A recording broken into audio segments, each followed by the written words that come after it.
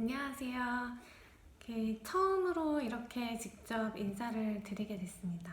인사를 드리게 된 이유는요, 제가 지난주에 한국 대기업이랑 인하우스 통역사로서 면접을 봤어요. 그리고 제가 제목에 적어놨지만 불합격했습니다. 떨어졌어요. 그래서 비록 불합격 후기지만 면접을 준비하시거나 아니면 인하우스 통역사 준비하시는 분들께 도움이 될 수 있지 않을까, 이렇게 하면 떨어집니다 라는 의미에서. 면접 경험이 좀 있으신 분들은 마찬가지이실 수 있는데, 저는 경험상 면접을 보고 나서 이제 돌이켜보잖아요. 내가 어떻게 대답을 했고 어떤 질문을 받았고 돌이켜보면 대충 답이 나오더라고요. 아, 이거는 그래도 어느 정도 이 정도면 잘한 것 같다 라는 생각이 들 때가 있고, 돌이켜봤을 때 내가 왜 그랬지?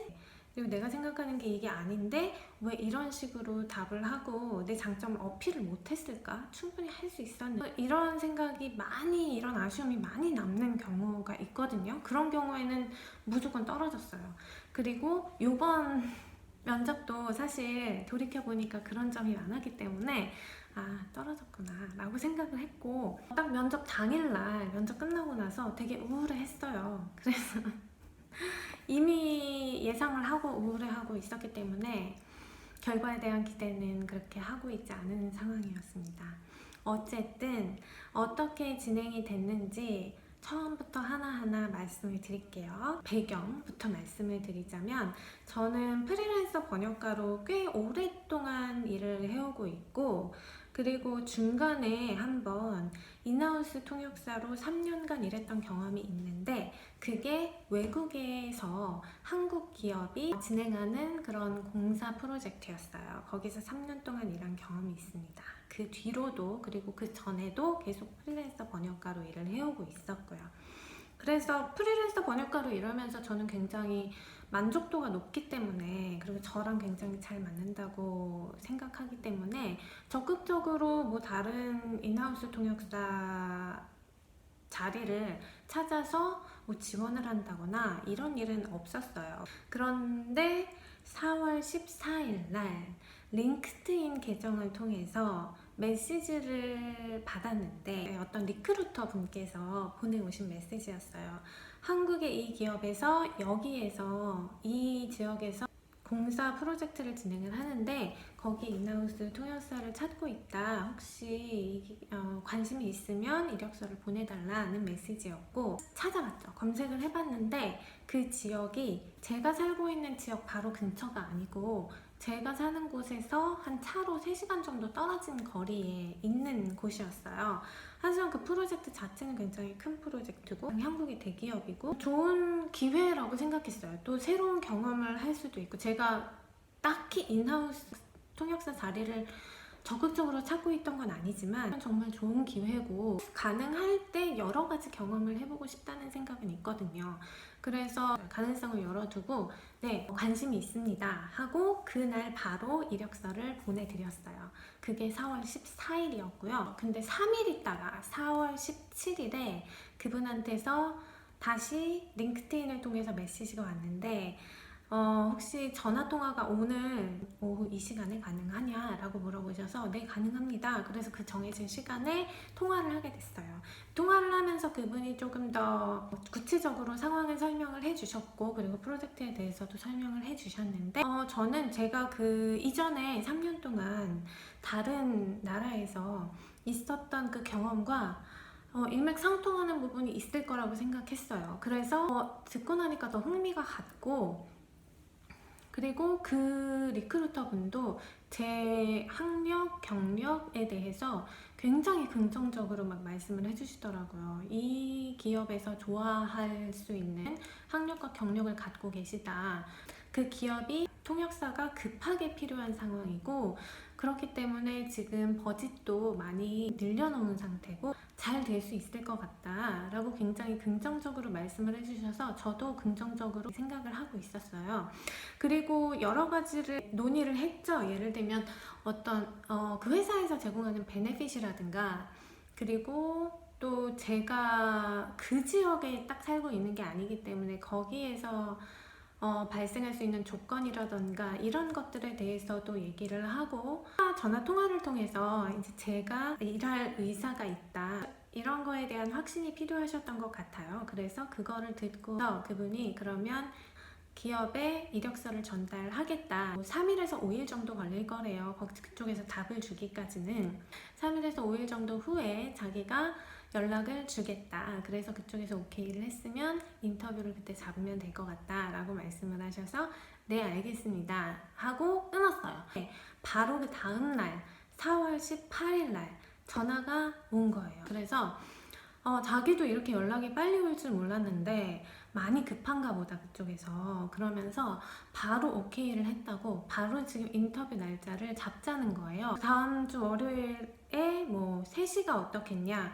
여기서부터 복선이 시작됩니다. 여러분 인터뷰 불합격의 복선이 시작돼요. 그래서 저는 통화하면서 바로 제 플래너에 적었어요.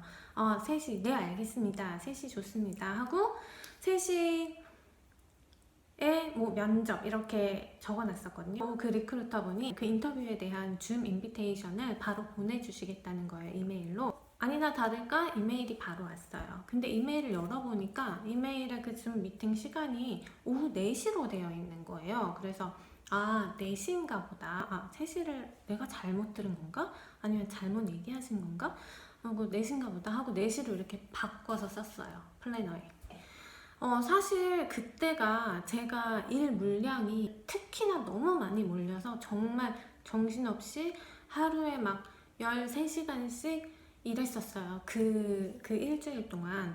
그래서 좀 정신을 차릴 여유가 없었고 제대로 인터뷰에 대해서 생각을 한다거나 제대로 뭐 준비를 한다거나 할 시간은 없었어요. 하지만 저는 이 기회를 잡고 싶었기 때문에 시간이 날 때마다 생각은 했죠. 혹시 이런 질문을 하면 이런 식으로 답변을 해야지? 그냥 그렇게 생각을 해놓는 정도밖에는 사실 준비를 못했어요. 그리고 가끔 시간이 날 때마다 그 프로젝트에 대해서 찾아봤거든요. 그 회사와 그 프로젝트의 상황이라던가 뭐 배경이라던가 이런 거에 대해서 찾아보고 있었어요. 그리고 나서 인터뷰 당일이 됐는데 인터뷰가 4시니까 한 3시 정도부터 마음을 가다듬고 좀 더 찾아보고 그리고 좀 정리를 해보고 오늘 4시에 딱 줌을 켜면 되겠다 라고 생각을 하고 있었고, 그 리크루터 분께서도 2시에 전화가 와서 뭐 연봉에 대한 부분은 뭐 눈치가 이런 것 같으니까 뭐 요 정도로 얘기하시면 될 것 같고 간단하게 뭐 통화를 하고 뭐 이따가 줌 미팅에서 보자 라는 말로 전화를 끊었어요. 줌 미팅에도 그 리크루터 분도 화면이랑 목소리 다 뮤트를 하셔서 거기 계시긴 계셨거든요. 그래서 이따 줌 미팅에서 봬요 그러고 끊었어요. 그게 한 2시 정도였고, 그리고 저는 또 일이 있으니까 계속 일을 하고 있었어요. 한 뭐 3시까지는 일을 하고 있자. 그래서 일을 하고 있었는데, 그런데 3시 3분에 갑자기 그 리크루터 분한테서 전화가 온 거예요. 그래서 딱 받았죠. 그런데 뭘 물어보시냐면 혹시 그 줌 미팅 이메일, 자기가 보낸 이메일에 보면 이 미팅 시간이 면접 시간이 3시로 되어 있냐 4시로 되어 있냐 물어보시는 거예요. 그래서 그 순간 저는 알았죠. 이게 지금 3시인데 이분이 잘못 보내셨던 거구나. 그래서 아이고 지금이 면접 시간이구나 라는 거를 그때 딱 그 순간에 깨달았어요. 그리고 너무 자책이 되는 거죠. 제가 거기서 실수를 했던 거예요. 그래서 그분이 3시라고 말씀을 하신 것 같은데 전화통화에서, 근데 이메일을 보니까 4시로 되어 있단 말이에요. 그러면 저는 그걸 확인을 했었어야 돼요. 그분한테 3시로 말씀하셨던 것 같은데 지금 줌 미팅이 4시로 되어 있다. 이게 뭐가 맞는 거냐를 확인을 제가 그때 바로 했었어야 되는데 안 했던 게 저의 우선 첫 번째 잘못이었던 거죠. 우선 리크루터 분도 부주의 하셨지만 어쨌든 제 확인을 안 한 거는 제 잘못이거든요. 그래서 아차 지금이구나 싶었고, 리크루터 분께서도 4시로 되어 있는데 제가 이거를 잘못 보냈나 봐요. 원래 면접 시간이 3시여서 지금 면접관 분들께서 줌에 이미 와 계시다라는 거예요. 그래서 바로 접속을 해서 면접을 보게 됐습니다. 저는 그냥 막 너무 정신없이 일을 하다가 바로 들어가게 된 상황이었어요. 그래서 좀 이거는 변명 아닌 변명이 될 수도 있지만 너무 갑작스럽게 들어가게 돼서 좀 마음의 준비도 안 돼 있던 상황이었고 좀 너무 정신이 없었어요. 아니, 들어가서 우선 사과부터 드렸죠. 너무 죄송합니다. 저는 4시로 전달을 받아서 라고 말씀을 드렸어요. 3시로 다 얘기가 돼 있는데 저 혼자 늦은 게 아니라는 거는 어필을 해야 될 것 같아서 저는 4시로 전달받아서 라는 식으로 말씀을 드렸어요. 어쨌든 사과를 드리고 그 분들께서도 네 알겠습니다 하고 넘어가고, 그래서 면접이 그렇게 시작이 됐습니다. 면접은 1차, 2차로 진행이 됐는데 1차에서는 3분이 들어오셨거든요. 그래서 3분 중에 2분은 실무자셨어요. 그러니까 예를 들면 제가 거기서 일을 하게 됐을 때 직접 같이 회의를 다니고 같이 현장을 다닐 주로 같이 다닐 그런 완전 실무자 분 2명이 오셨었고, 그리고 3번째 분은 HR에서 오신 분이었어요. 그래서 1차 면접에서는 그 실무자 2분이 주로 질문을 하시고 HR 담당자분은 뭐 그냥 메모를 하면서 듣고 계시고, 그리고 2차 면접에서 이제 HR 분이 오셔서 회사의 베네핏이라든가 인사에 관련된 부분, 그리고 제일 중요하게는 연봉 뭐 이런 것들에 대해서 얘기를 하는 게 2차 면접이었어요. 그래서 우선 1차 면접이 시작이 됐습니다.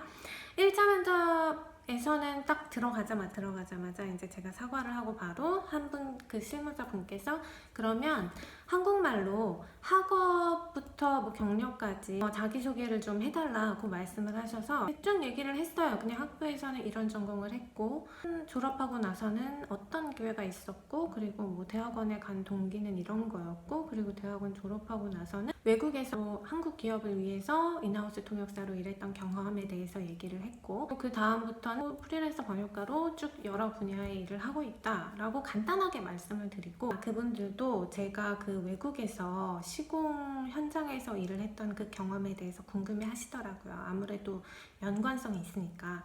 그래서 거기서 일하면서 가장 어려웠던 점이 뭐였냐 물어보시더라고요. 그래서 이거 사실 제가 전혀 생각하지 못했던 질문이긴 했거든요. 근데 어쨌든 제가 생각하는 걸 말씀드렸어요.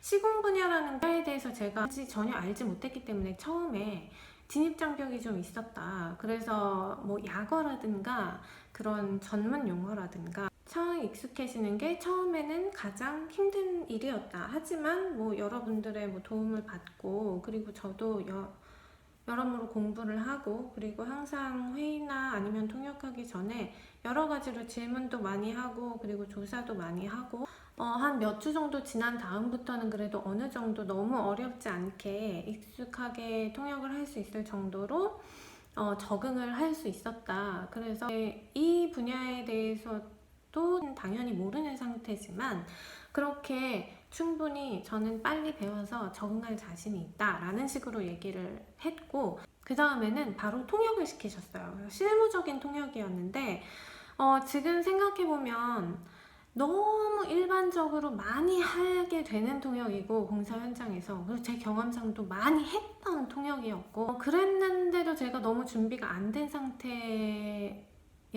그리고 3년 반 전의 얘기잖아요. 그래서 그 뒤로 제가 통역에 관한 노력을 안 해왔던 거예요. 그래서 좀 감을 잃었던 것 같아요.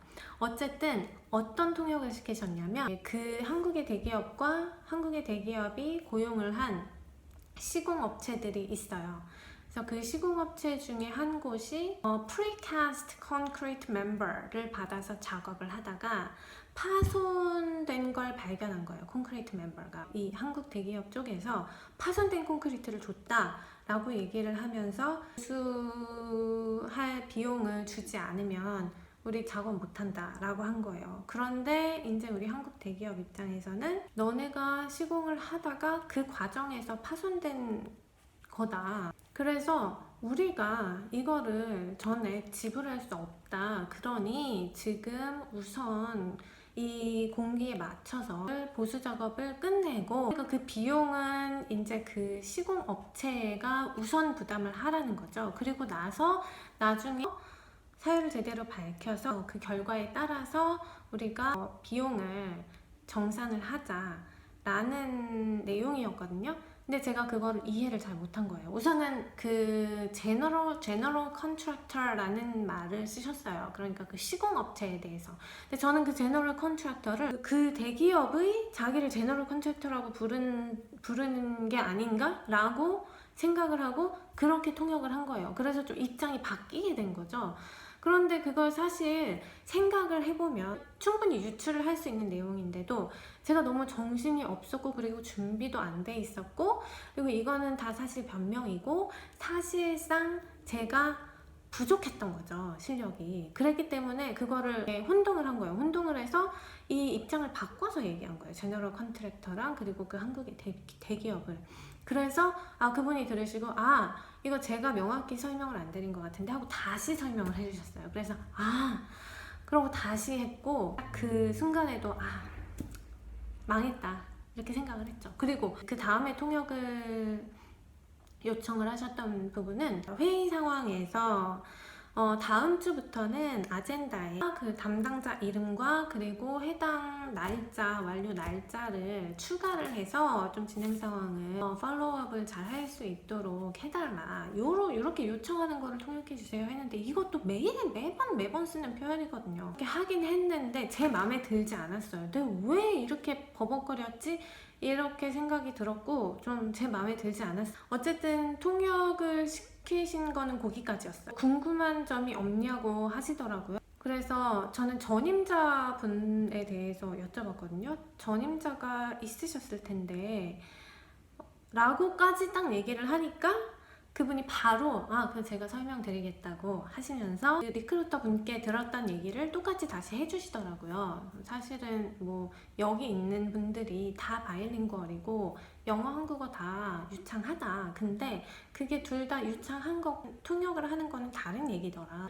그래서 부족한 부분이 있다고 생각해서 그래서 지금 다시 뽑는 거다라고 말씀을 하셔서 또 하나 여쭤본 게 제가 만약에 거기서 일을 하게 되면 구체적으로 어떤 식의 통역 그리고 번역을 하게 될까요? 60%는 뭐 이런 회의에 대한 통역을 하게 되실 거고 그리고 한 뭐 20% 정도는 현장에서 이렇게 그때그때 뭐 통역을 하게 되실 거고 나머지 뭐 20-30% 정도는 번역도 하게 되실 거다 이런 식으로 말씀을 해주셨고 그리고 딱 들었을 때 예전에 그 외국에서 일했던 경험과 굉장히 비슷했어요. 비슷하게 들렸고 그분들이 이렇게 저한테 통역을 해달라고 요청하신 부분도 사실 항상 해왔던 내용이고 항상 해왔던 통역이고 좀 익숙한 부분이었어요. 그래서 대충 비슷하겠다라는 생각을 하고 이제 나가셨고 그리고 실무자가 한 분 더 계셨잖아요. 그분이 이제 한마디를 더 하시면서 나가시는 거예요. 여기 오시게 되면 저희처럼 이렇게 뭐 안전 조끼 입으시고 그리고 뭐 안전모 쓰시고 이렇게 현장도 다니시고 해야 돼요. 그래서 저는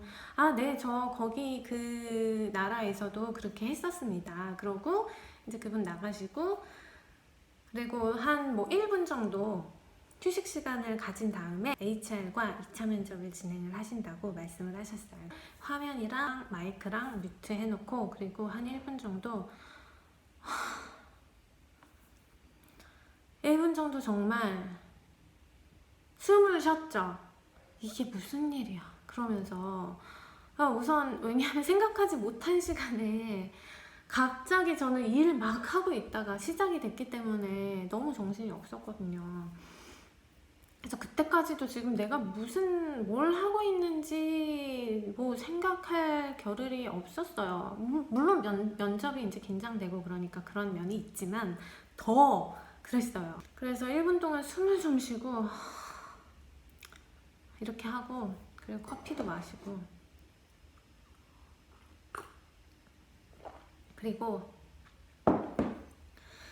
그리고 다시 들어갔습니다. 2차 면접이 시작됐어요. 2차 면접은 아까 말씀드렸듯이 HR 담당자분과 이렇게 둘이서 얘기를 하는 부분이었는데 이것도 저한테는 굉장히 중요한 부분이었거든요. 왜냐면 물론 누구한테나 중요하지만 저한테 특히 중요했던 거는 거기로 이사를 갈 수 있는 게 아니니까, 거기 살고 있는 게 아니기 때문에 저는 처음부터 리크루터분한테 그렇게 말씀드렸거든요. 저는 하우징이 필요하기 때문에 그게 회사 측에서 제공이 안 된다면 연봉을 아무래도 최대 한도로 올려서 가야 할 것 같다 라고 말씀을 드렸고, 리크루터분도 되게 긍정적으로 얘기하셨어요.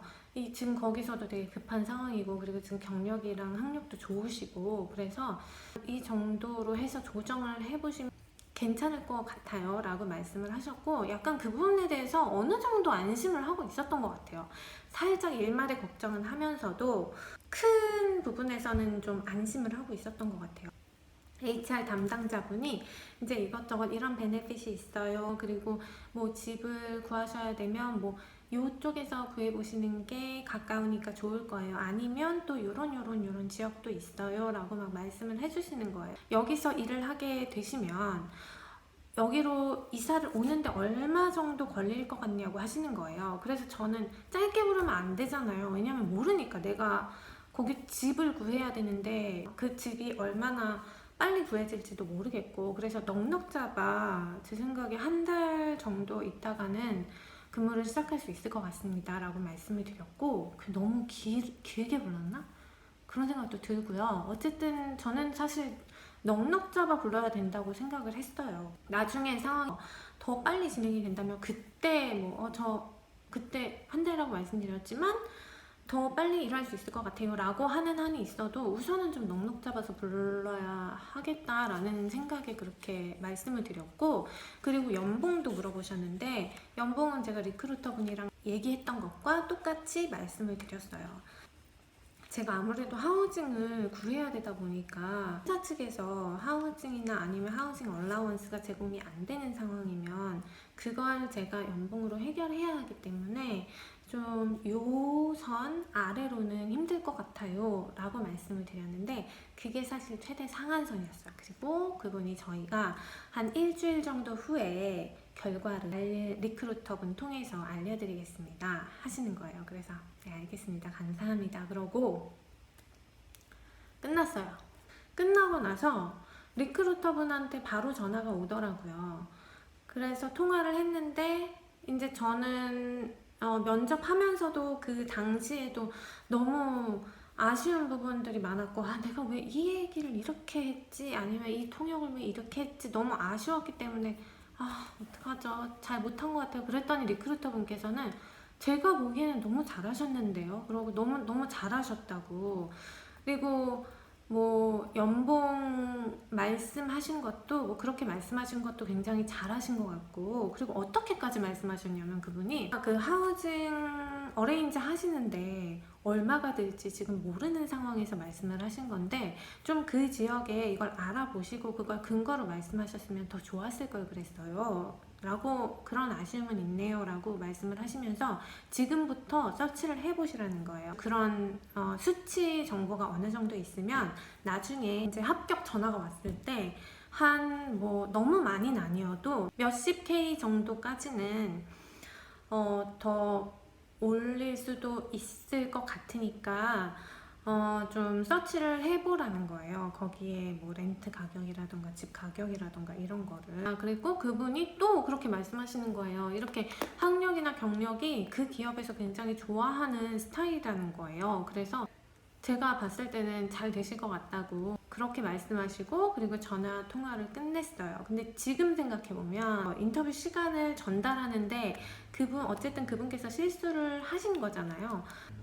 저한테 약간 미안한 감정도 있으셨을 것 같아요. 그래서 오히려 이제 자기도 무의식적으로 더 좋게 보고 무의식적으로 더 긍정적으로 생각하게 되신 게 아닐까라는 생각을 해요. 지금 생각해보면.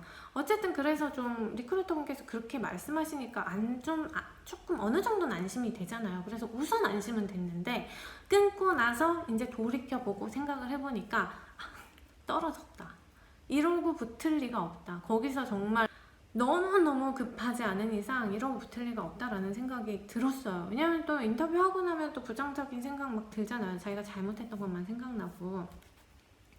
그래서 그렇게 생각하면서 좀 우울했어요. 다시 또 막 저는 제 일로 돌아갔죠. 한 3일 있다가 그러니까 인터뷰를 월요일날 봤으니까 목요일날 전화가 왔어요, 리크루터분한테서. 그래서 아쉽지만 잡 오퍼를 그쪽에서 하지 않기로 결정을 했다. 그래서 자기네가 제 이력서는 가지고 있다가 나중에 좋은 기회가 있으면 다시 연락을 드리겠다 라고 말씀을 하셨고, 제가 물어봤어요. 그래서 좀 구체적인 이유를 알 수 있을까요? 그랬더니 이거는 뭐 다들 예상하셨겠지만 모든 기업에서 얘기 안 해주잖아요. 왜냐면 그런 정보가 떠돌게 되면 면접이 더 힘들어질 수 있기 때문에 거의 모든 기업에서 그런 거는 피드백을 주거나 아니면 뭐 이유를 밝히지는 않는 걸로 알고 있어요. 근데 혹시나 하고 물어봤어요. 그랬더니 역시나 그쪽에서는 그런 정보는 제공을 하지 않습니다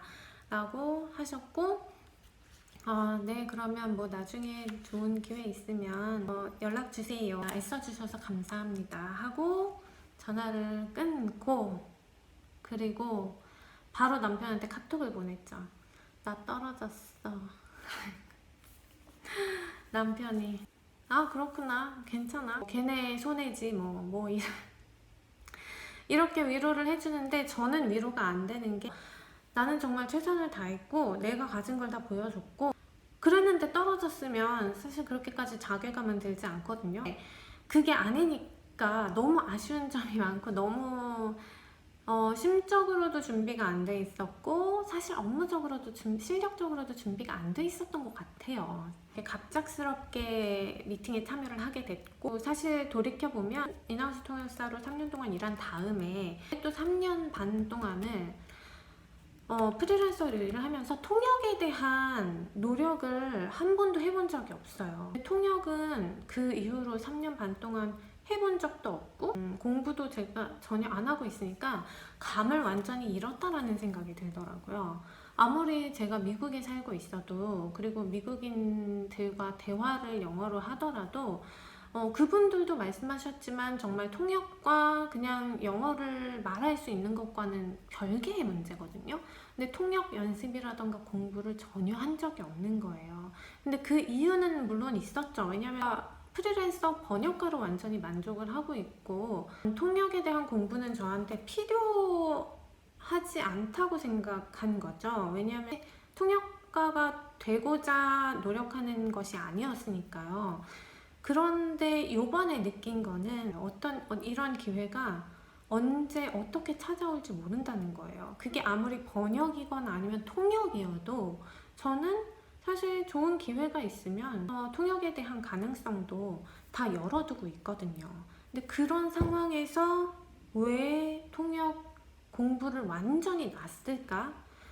라는 후회가 좀 들었어요. 전혀 사실 생각하지 못했던 부분이었거든요. 그래서 저는 이번 면접을 통해서 아쉬운 부분도 너무 많았고, 그리고 배운 부분도 많았다고 생각합니다. 처음부터 하나하나 정리를 해보자면, 처음에 그 미팅 시간에 대해서 미스 커뮤니케이션이 있었잖아요. 그런데 저는 그거를 알아차렸단 말이에요. 그러면 바로 그거를 확인을 해야 되는 거예요. 그 부분에서 우선 저의 큰 잘못이 있었고, 그리고 면접 시에 이제 질문에 답하는 거에 있어서 다른 나라에서 일했을 때 어려웠던 점, 그리고 왜 더 오래 일하지 않고 3년 있다가 관두게 됐는지를 물어보셨거든요. 근데 그때 사실 그거에 대한 질문에 대한 답을 생각을 했었어요, 그 전에. 근데 왠지 모르겠는데 이것도 제 실력 부족이겠죠. 그 순간에 제가 생각했던 답이 아니고 훨씬 더 그냥 좀 뭉뚱그레한 답변으로 나오게 된 거예요. 그래서 제가 생각했던 그대로 말씀을 드렸으면 더 좋았을 텐데 그렇게 못한 거죠. 그리고 좀 얘가 대답을 뭉뚱그리네 라는 생각을 하셨을 것 같아요, 제 답변을 듣고. 그래서 그 부분도 제가 준비가 안 되어 있었다는 거죠, 그만큼 면접에 대한.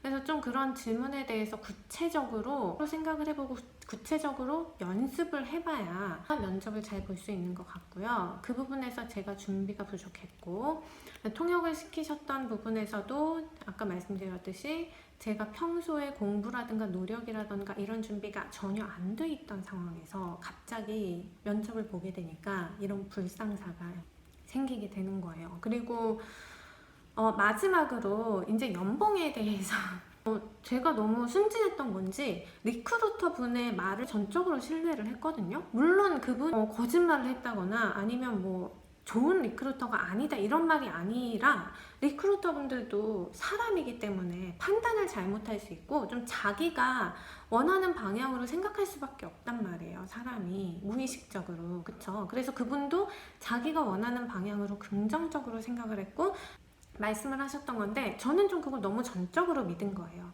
그거를 전적으로 믿지 말고 좀 제가 판단을 해서 좀 더 보수적으로 접근을 했어야 됐다고 생각해요. 저 너무 좀 많이 불렀던 것 같거든요, 제 생각에. 그렇게 많이 불렀어도 그게 버짓에서 그렇게 벗어나지 않고, 그리고 제가 그만큼 실력을 보여주고 뭔가를 보여줬었으면 그쪽에서 또 고려를 했겠지만, 사실 그렇게까지 임팩트가 있지 못한 상황에서 그렇게 보수적이지 않은 넘버를 연봉으로 부르니까 그것도 하나의 또 다른 요인이 됐었을 거예요. 그쵸? 그래서 어쨌든 불합격 통보를 받았고, 그 통보를 받은 날은 그렇게까지 우울하진 않았어요. 예상을 하고 있던 부분이어서 오히려 우울했던 거는 그 인터뷰 봤던 날이었거든요. 왜냐면 저는 직감을 했기 때문에 이거는 망했다. 그래서 그날은 좀 우울했었어요. 아까 말씀드렸던 그 깨달았던 부분에 대해서는 좀 앞으로 만약에 없을 수도 있지만 그런 기회가 또 오게 된다면 또 이런 경험을 바탕으로 요번보다는 조금 더 잘 할 수 있지 않을까 싶고요. 통역 공부, 영어 공부를 열심히 꾸준히 계속 그냥 해야겠다. 이런 기회가 오든 안 오든 어쨌든 나한테 도움은 되는 거니까. 사실은 면접이 잡히고 나서라도 일주일 정도의 기간 동안에라도 지난 경험을 바탕으로 해서 실무적인 통역에 대한 연습을 하거나 아니면 공부를 하거나 그런 쪽으로 신경을 썼다면 훨씬 더 잘할 수 있었을 거예요. 근데 제가 포커스를 잘못 맞춘 거죠. 포커스를 이제 실무적인 통역 능력을 보여주는데 초점을 맞췄어야 되는데, 저는 가끔 이제 시간이 날 때마다 찾아봤던 게 그 회사에 관한 거, 그 프로젝트의 상황에 관한 거, 요런 것만 찾아봤던 거예요. 왜냐면 영어에 대해서 보여줘야 된다고 생각을 안 했어요. 그러니까 충분히 그냥 너무 밑도 끝도 없이 이거는 잘 할 수 있는 거니까 내가. 근데 내가 모르는 부분은 이제 그 산업이나 그 분야에 대해서 모르니까 그 분야에 대해서 알아보자 라고 생각을 했는데, 사실 그게 아니었던 거죠. 사실 통역사로서는 실무자분들이 중요하게 생각하시는 거는 우리가 매번 실무에서 쓰는 이런 거를 얘가 잘 전할 수 있느냐지, 얘가 얼마나 이 분야에 대해서 잘 아느냐는 비교적 상관이 없단 말이죠. 근데 저는 그 부분을 너무 간과를 하고 제 통역 실력에 대해서 현실 체크를 안 한 채 막연히 예전에 했던 것만 생각하고 나는 그때도 이렇게 잘 했으니까 나는 그게 부족하진 않아 라고 막연하게 생각했던 거예요. 근데 그거는 내가 항상 갈고 닦고 연습하지 않는 한 녹쓰는 거잖아요. 그게 너무 당연한 건데 그 생각을 못했어요. 그거에 대한 후회가 좀 많이 들고, 꼭 제가 인하우스 통역사가 돼야지 이런 생각이어서가 아니고, 제 실력이 녹슬지 않게, 그리고 제 뇌가 녹슬지 않게, 제가 가지고 있었던 역량이 녹슬지 않게 그냥 관리를 해준다. 내가 가지고 있는 전문성에 대한 메인테넌스라고 해야 되나? 거기에 제가 소홀했다는 생각이 많이 들더라고요. 그래서 그 이후로 노력을 해야겠다라는 생각을 하고 있습니다.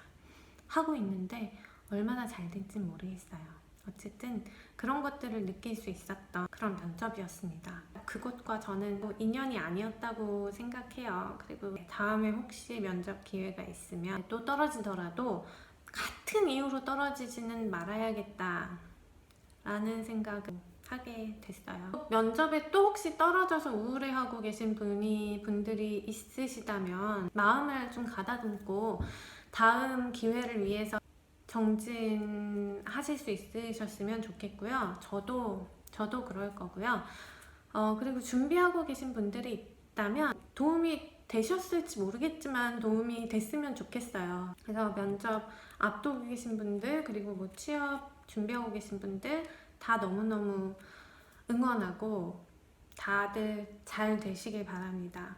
많은 면접에서 앞으로 떨어질지라도 좌절하지 마시고, 이게 면접도 계속 보면 볼수록 늘거든요. 왜냐면 저처럼 지금 한 번을 봐도 이렇게 깨닫는 바가 있잖아요. 바로 만약에 제가 내일 면접이 있다 그러면 지난주에 봤던 면접보다는 잘 볼 거예요. 이 감이라는 게 생기거든요. 그래서 계속 떨어진다고 너무 자책하거나 좌절하지 않으셨으면 좋겠어요. 모두들 몇 번씩 떨어지고 그러면서 이제 감을 찾고, 면접도 연습이 필요하고 감이 필요하니까요. 다 그게 경험이다. 내가 정말 가고 싶었던 회사에서 떨어졌더라도 인생이 내가 원하는 대로 되는 게 인생이 아니잖아요. 내가 이거를 원했지만 그게 안 됐어.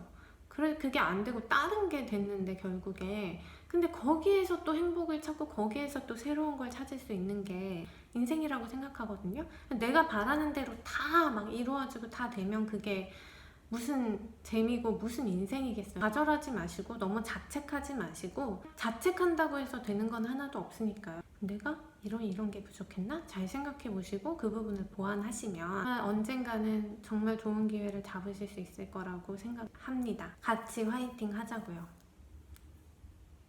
꼭 면접을 앞두시거나 아니면 구직하시는 분들이 아니더라도 다들 자기 자리에서 최선을 다하고 계시고, 그리고 쉬운 일은 아무것도 없잖아요.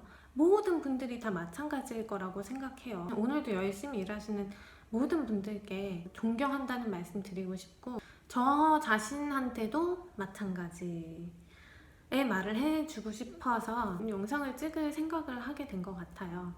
이렇게 여러분께 말씀을 드리면서 제 생각도 많이 정리가 된 것 같고, 그리고 또 이 경험을 한 번 더 떠올리면서 좀 정리해 볼 수 있어서 저한테도 정말 도움이 많이 됐던 시간이었던 것 같습니다. 어쨌든 처음으로 인사를 드리는데 합격설이 아니라 불합격설로 처음으로 인사를 드리게 돼서 좀 아쉽긴 하지만 마음이 전해졌으면 좋겠네요. 오늘 영상은 여기서 마치도록 하겠습니다. 여러분 반가웠습니다.